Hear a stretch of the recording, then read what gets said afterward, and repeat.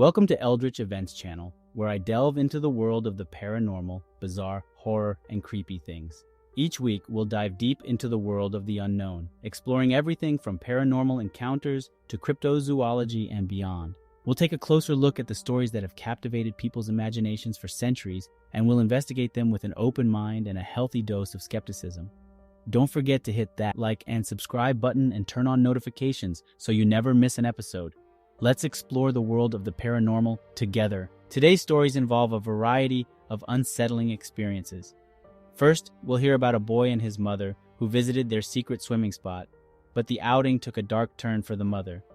In the second story, we'll learn about a rancher who went out for a night ride on her horse and stumbled upon something she wishes she could forget.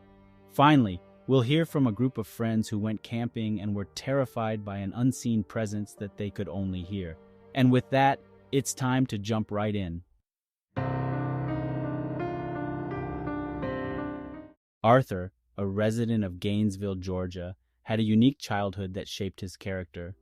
He grew up with his single mother, and since he was the only child and did not know his father, he relied heavily on his mother for love and support. Their relationship was strong, and they were inseparable because they only had each other. Their home was located near Lake Lanier, a man-made reservoir that was relatively new at that time. It was a popular spot for locals to cool off on hot days. Arthur and his mother often frequented the lake and would walk on foot through the wooded areas surrounding it. They had a secret spot that nobody else seemed to know about, where they would settle and relax. This small nook was their own private beach, where they could be themselves and forget about the rest of the world.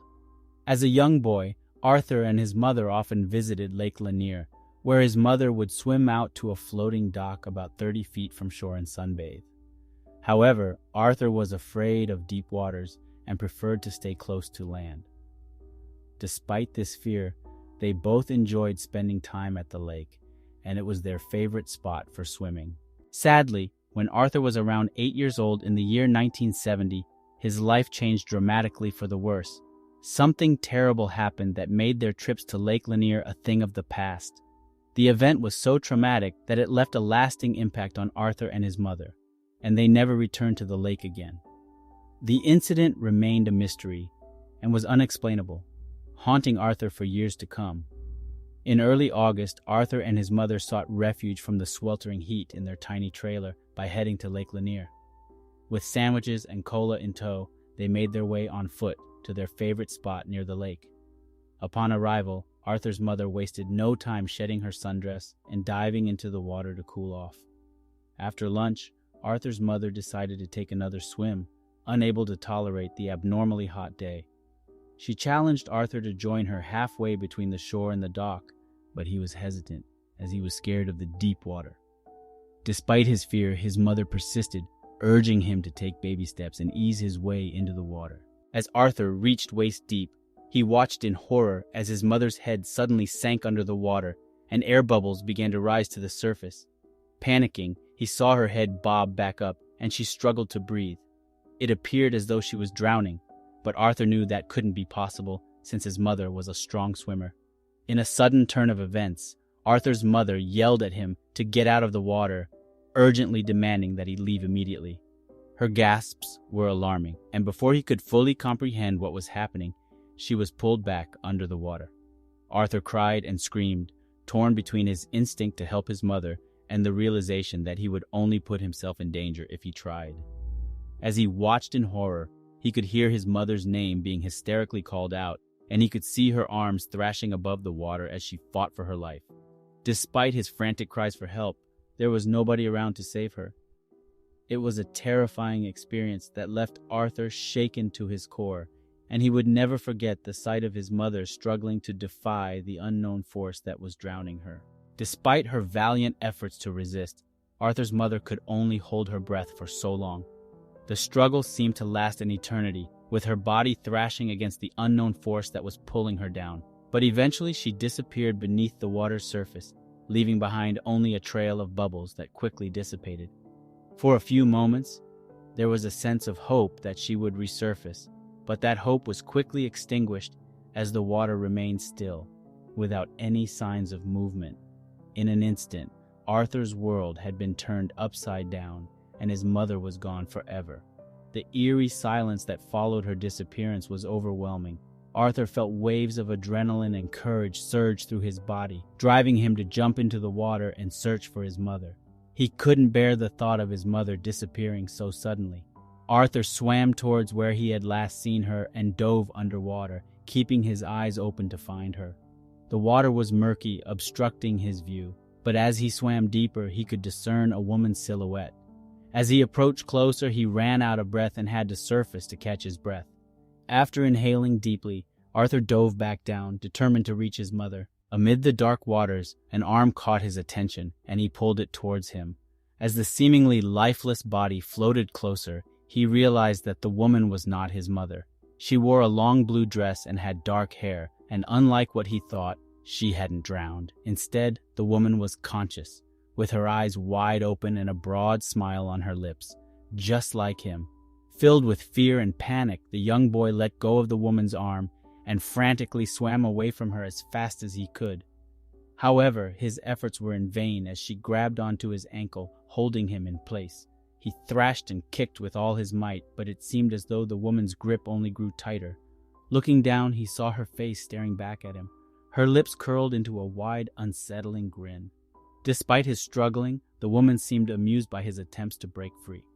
The boy's vision began to fade as he struggled to hold his breath, but just as he felt himself giving up, the woman suddenly released him. Gasping for air, he surfaced and clung to the edge of the water, grateful to be alive. Despite his exhaustion and weakness, the boy knew he couldn't waste any time. He swam to the shore as fast as he could, fearing that the woman might try to pull him under the water again. He had never swum so fast in his life, but fortunately, he made it to land. He collapsed onto the grass, gasping for air and desperately trying to catch his breath. As he turned around to look back, he saw the woman's head protruding from the water, her eyes fixated on him. She was floating in the spot where his mother had disappeared, watching him like prey.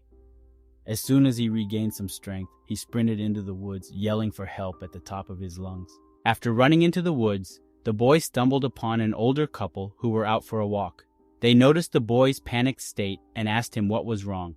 He frantically recounted the events that had just occurred, and the couple immediately offered to help. They escorted him to the nearest telephone post, where he was able to call the police for assistance. The couple stayed with him, comforting him as they waited for the authorities to arrive. The police didn't take the boy's claims seriously when he reported that a woman had drowned his mother and attempted to drown him, citing his traumatized state and active imagination. However, the boy knew what he saw, even if others didn't believe him. As he later learned, Lake Lanier was not only a popular spot for recreation, but also the site of a massive graveyard that now rests at the bottom of the lake. Over the years, there have been numerous reports of people seeing arms reaching out to them from the water, as well as a woman in a long blue dress who lingers near the reservoir. Some believe that these sightings and the many mysterious drownings that occur there are a result of the restless spirits inhabiting the lake. The boy is convinced that the lake is haunted and that it claimed his mother's life. He warns others not to risk going into the water, as many people, even strong swimmers, drown there every year. There are plenty of other beautiful lakes to visit that don't come with the same risks. In the end, the boy was not only rescued from the terrifying situation in the water, but he was also saved by the kindness of the couple who had come to his aid. They offered to take him in and became his adoptive parents, providing him with the love and support he needed during such a difficult time. While he was grateful to have avoided the experience of living in an orphanage, he still mourned the loss of his mother, especially in such a tragic way. Marcy is a rancher from northern Oklahoma who owns a ranch that has been in her family for over 100 years.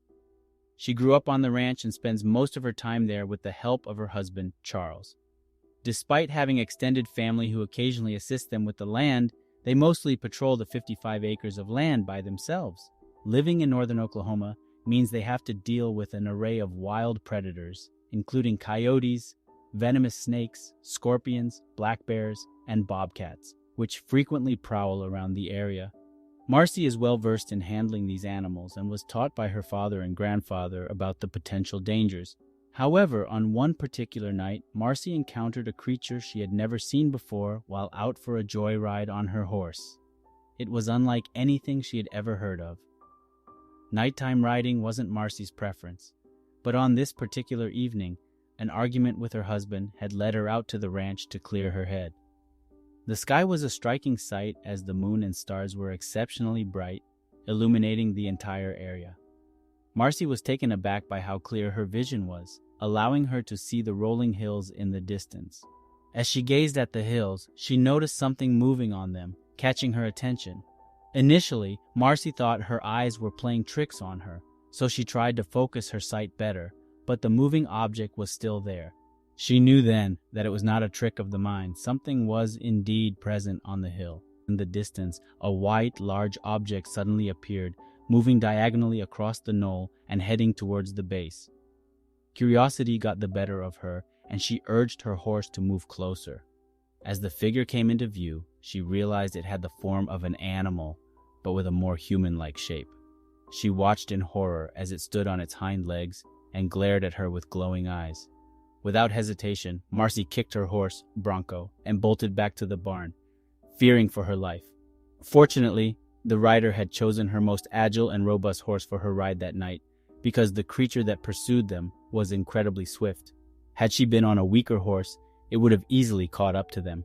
The creature's manner of movement was terrifying, as it seamlessly alternated between walking on two legs and using all four limbs without slowing down, giving the impression of a monstrous hybrid of human and animal. The encounter with the creature was one of the most terrifying experiences of her life. She could only catch a glimpse of it from a distance, but the image of the tall, emaciated, and hairless humanoid with its ghastly pallor was burned into her memory. The creature's appearance was so disturbing that she couldn't shake the feeling of dread that came over her whenever she thought about it. The rider knew that she had witnessed something otherworldly, and it left her with a sense of unease that lingered long after the encounter had ended. With heart pounding and adrenaline coursing through her veins, the rider and Bronco dashed into the barn and quickly secured the door with a thick plank of wood to ensure extra protection. She huddled with her trusted horse in his stall, waiting until she had gathered the courage to venture into the house. Fortunately, the horse barn and main house were connected by a garage, which allowed her to move quickly without exposing herself to whatever was stalking her outside. She heard a strange whistling sound that resembled that of a human, which only added to her growing fear. The whistle followed them as they ran, and it persisted even as they sought refuge in the barn. Throughout the night, the creature continued to whistle, its haunting melody echoing across the ranch. Marcy and Charles remained inside the safety of their home, clutching their rifles tightly, their eyes trained on the windows and doors. They knew the creature was trying to lure them outside, but they refused to take the bait. As the night wore on, the whistling gradually grew fainter, until it eventually faded away altogether. But the memory of the creature and its eerie call would stay with Marcy and Charles for the rest of their lives, a reminder of the dangers that lurked in the darkness beyond their doorstep. In the morning, Charles and Marcy armed themselves with rifles to check on the animals, wary that the creature might still be lurking around. Fortunately, they didn't encounter it, but the horrifying evidence of its presence was there. 5 of their pigs were slaughtered, their stomachs torn open and emptied. The gruesome sight confirmed that the creature was not only ferocious, but also ravenous. Even though they haven't seen the creature since that night, Marcy and her husband refuse to take any chances. They always carry a loaded gun with them whenever they leave the house, hoping that they won't have to face the creature again.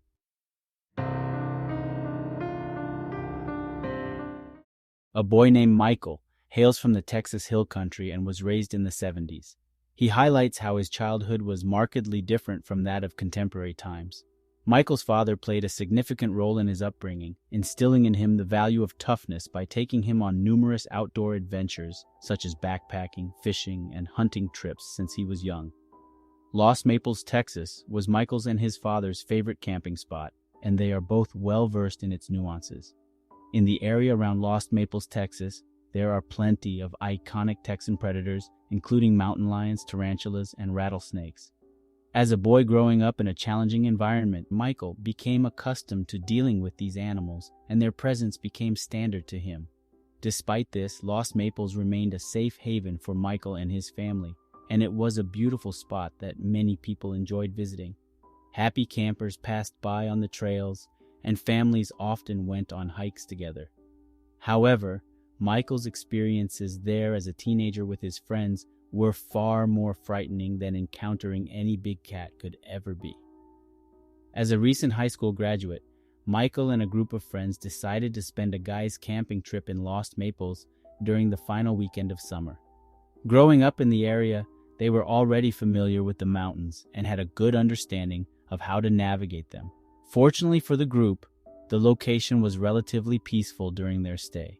As Texas is known for its sweltering heat, not many people tend to camp in the region until the cooler autumn months, which meant that Michael and his friends practically had the entire mountain range to themselves. On the first night of their camping trip, Michael and his friends gathered around the fire to cook dinner and catch up on each other's lives since graduating from high school.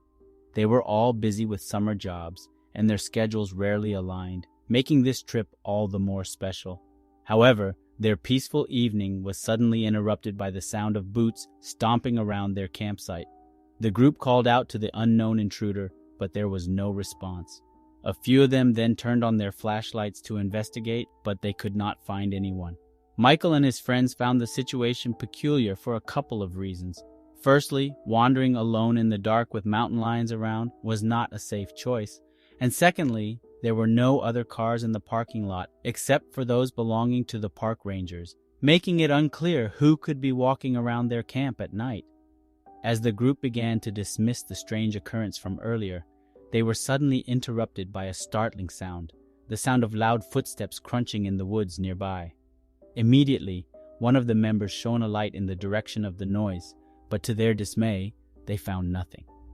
In a half-joking tone, another member of the group, Sam, yelled out, "Show yourself or get shot!" The situation took a turn for the worse when they heard the cries of what appeared to be a woman weeping in pain. The sound of weeping elicited a physiological response in the group, causing them to experience shivers down their spine and a sensation of their hair standing on end. Worried for the potential well-being of this person, the group exchanged concerned looks and made their way into the woods to try and locate her. Despite their best efforts, the group failed to pinpoint the source of the cries and found themselves surrounded by the deafening screams, all in sync and sounding the same, as if they were being played on surround sound speakers. The group was completely baffled and frightened, unable to make sense of what was happening. The cries continued as they desperately searched for the source of the haunting sounds. Their minds raced with thoughts of the paranormal as they struggled to come up with a logical explanation for what was happening. In the end, they were left with nothing but unanswered questions and an unsettling feeling in the pit of their stomachs. The group's nerves were on edge as they frantically searched their surroundings, unsure of what was causing the eerie cries. Suddenly, the wails transformed into a deep, bone-chilling roar that shook them to their core. The sound was unlike anything they had ever heard before. It was a rumbling scream, so loud and powerful that no human could possibly mimic it. The group stood frozen in terror as the roar echoed through the woods, causing the trees to tremble and leaves to fall from their branches. They couldn't comprehend what could be capable of producing such a deafening sound. Fear and confusion washed over them as they struggled to come to terms with what they were experiencing. The roar persisted for several agonizing moments, its intensity increasing with each passing second. Eventually, the sound began to fade away, leaving the group in stunned silence. They exchanged looks of disbelief and fear, their hearts pounding in their chests as they tried to make sense of the unimaginable events that had just unfolded.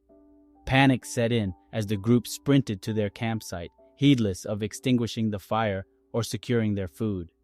In their terror, they piled into the same tent, hoping for safety in numbers. The rest of the night was spent in anxious silence as the sound of footsteps circled their tent with unnerving persistence. As the first rays of sunlight illuminated the surrounding mountains, the group hastily gathered their belongings and fled back to their vehicle. They never looked back, nor did they ever return to the Lost Maples area. Even now, after 3 decades have passed, the memory of that night remains vivid in their minds.